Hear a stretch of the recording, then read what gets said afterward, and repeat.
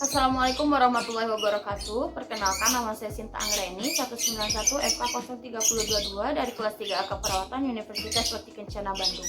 Di sini saya akan menampilkan sebuah video yaitu tentang AB Management atau Airway Breathing Management pada pasien. Nah, diantaranya yaitu ada head tilt chin lift, lalu ada jaw thrust, chest kiss thrust, dan juga back blow. Nah, ini tugasnya itu untuk memenuhi salah satu tugas ujian praktikum keperawatan gawat darurat. Nah, sebelum kita melakukan tindakan kepada pasien, kita lakukan tahap prainteraksi terlebih dahulu. Nah, untuk tahap prainteraksi ini, kita kaji diri kita sendiri sebagai perawat, apakah sudah siap atau mampu untuk melakukan tindakan kepada pasien. Nah, lalu kita juga siapkan alat dan bahan yang akan digunakan seperti APD, dan jangan lupa untuk kita mencuci tangan dengan 6 langkah sebelum kita bertemu dengan pasien. Pada fase orientasi, kita terlebih dahulu perhatikan danger dan juga respon dari pasien. Nah, untuk yang pertama, kita perhatikan danger terlebih dahulu. Untuk danger itu terdiri dari 3A. Yang pertama, kita aman penolong. Nah, untuk aman penolong di sini, kita sebagai penolong harus menyiapkan diri seperti kita menggunakan APD. Nah, untuk APD yang digunakan itu bisa lengkapnya itu memakai handscoon, masker, baraskot, dan juga gagas dan yang lainnya. Nah, tapi di sini saya hanya menggunakan masker dan juga handscoon.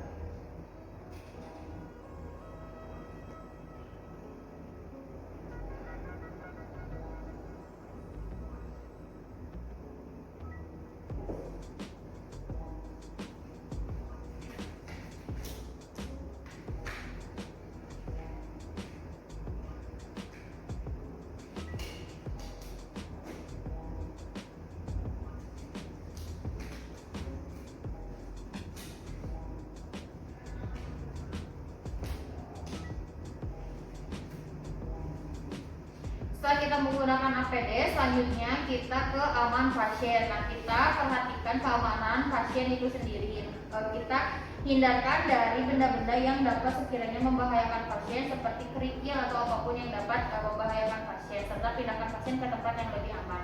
Selanjutnya kita ke aman lingkungan. Nah, apabila pasien berada di tengah jalan ataupun di tempat-tempat yang membahayakan, kita bisa pindahkan ke tempat yang lebih aman, dan juga jangan lupa kita pindahkan ke tempat yang datar dan juga keras.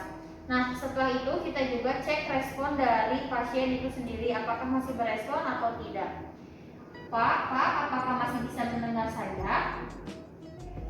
Nah, setelah itu selanjutnya kita minta izin kepada masyarakat untuk kita membantu pasien apabila kita melakukan bantuan ini di area luar dari rumah sakit. Nah, setelah itu kita langsung masuk ke AB manajemennya. Nah, untuk AB manajemen ini ada 4 tindakan. Yang pertama itu head tilt chin lift, lalu ada jaw thrust, lalu ada chest thrust, dan yang terakhir ada back blow. Nah, untuk yang pertama kita lakukan yaitu ada head tilt chin lift dan juga jaw thrust. Nah, yang pertama kita posisikan pasien di tempat yang datar dan juga keras. Nah, kita juga jangan lupa untuk memperhatikan area leher pasien karena kita curigai bahwa pasien memiliki cedera servikal. Nah, setelah itu langsung kita masuk ke teknik head tilt chin lift. Nah, untuk teknik head tilt chin lift itu kita simpan tangan sebelah kita di area kepala ataupun dahi pasien, lalu tangan yang satunya kita di area dagu. Nah, setelah itu kita tengadahkan kepala pasien, lalu yang tangan satunya kita tarik ke bawah untuk membuka jalan dari pernafasan pasien.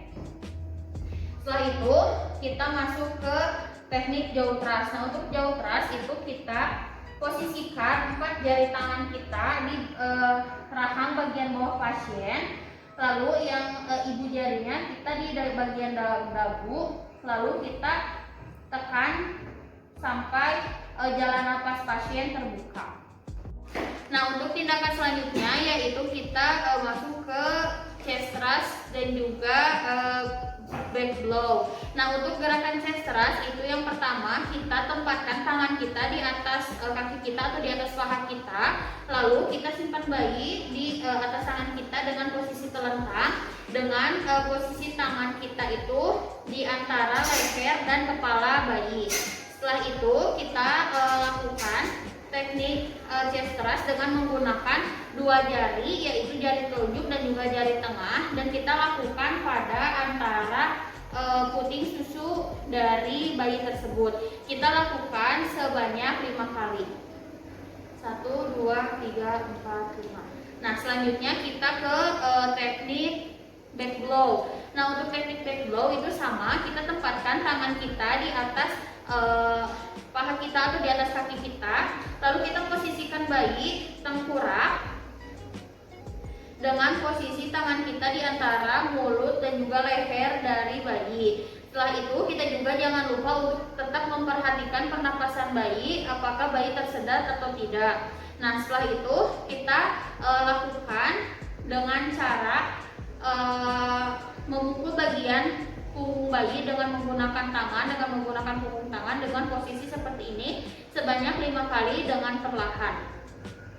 1, 2, 3, 4, 5. Nah, setelah itu kita pastikan gerakan tadi dilakukan sampai semua kotoran ataupun yang menghalangi jalan nafas bayi keluar semua. Setelah kita melakukan tindakan, jangan lupa untuk kita selalu mendokumentasikan tindakan yang dilakukan, dan jangan lupa kita untuk mencuci tangan kembali dengan 6 langkah. Sekian video yang dapat saya tampilkan. Terima kasih atas perhatiannya. Mohon maaf apabila banyak kekurangan dan kesalahan. Semoga bermanfaat. Wassalamualaikum warahmatullahi wabarakatuh.